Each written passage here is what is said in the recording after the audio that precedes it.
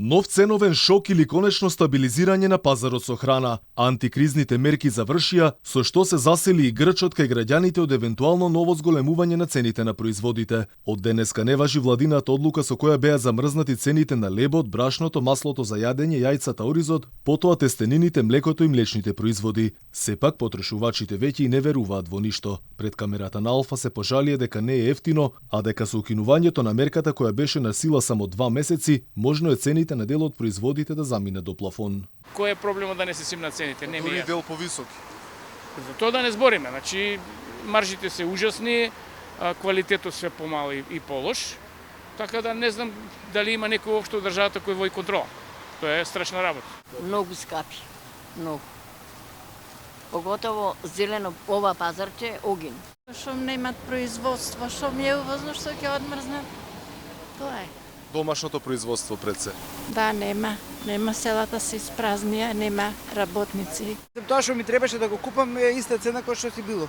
Гледаме дека граф никаде нема. Граф нема, не од сега, него граф нема веќе месец дена и повише.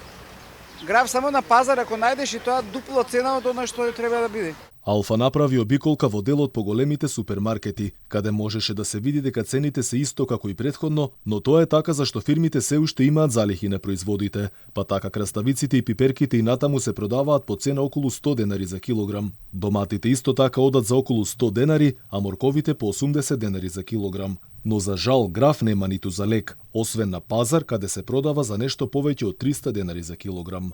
Наспроти ова, министерот за економија смирува, но не гарантира дека одмрзнатите цени нема да се зголемат. Ако одредена компанија, и ова јавно го кажувам, одреден сектор, вештачки, ќе се обиде да ги зголеми цените, се знаат дека сите институции ќе влезат во функција и тоа нема да биде дозволено.